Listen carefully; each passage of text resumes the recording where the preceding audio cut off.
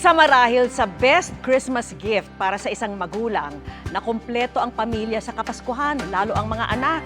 Hiling yan ng mga inang nakapiit sa koreksyonal na tinupad ng GMA Kapuso Foundation sa ilalim ng Give a Gift alay sa Batang Pinoy Christmas Project.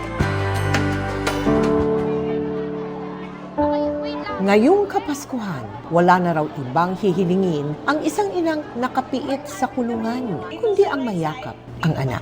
Yan ang Christmas wish ng PDL o Person Deprived of Liberty na ikukubli natin sa pangalang si Lily na magdadalawang taon nang nakakulong. Sa kagustuhan mabigyan ng magandang buhay ang apat na anak, napilitan daw siyang kumapit sa patalim. Human trafficking dahil po sa kahirapan kasi po, apat po yung anak ko, tapos namatay po yung asawa ko. Hindi ko po alam kung paano ko po sisimulan, kung paano ko po sila bubuhayin. Pero ngayon malaki na raw ang kanyang pinagbago. Mas napalapit siya sa Panginoon at ang kanyang palaging dasal, makapiling na ang mga anak.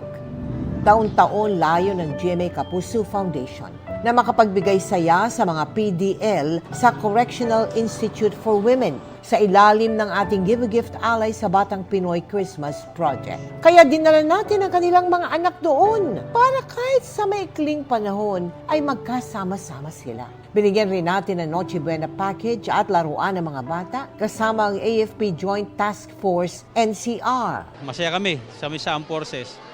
Dahil yung ang mission din namin dito ay para makatulong at maging masaya yung mga Pilipino dito sa National Capital Region. Malaking tulong para sa mga nanay na makasama nila ang kanilang mga anak ngayon.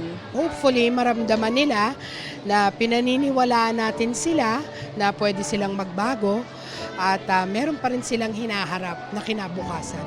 Hindi ko na po sila makakasama. Tapos, salamat po sa GMA Foundation na kahit isang beses sa isang taon, may kita ko po yung anak ko. Sa mga nais sumuporta sa aming mga project, maaari po kayo magdeposito sa aming mga bank account o magpadala sa Cebuana Lolier. Pwede ring online via GCash, Shopee, Lazada at Globe Rewards.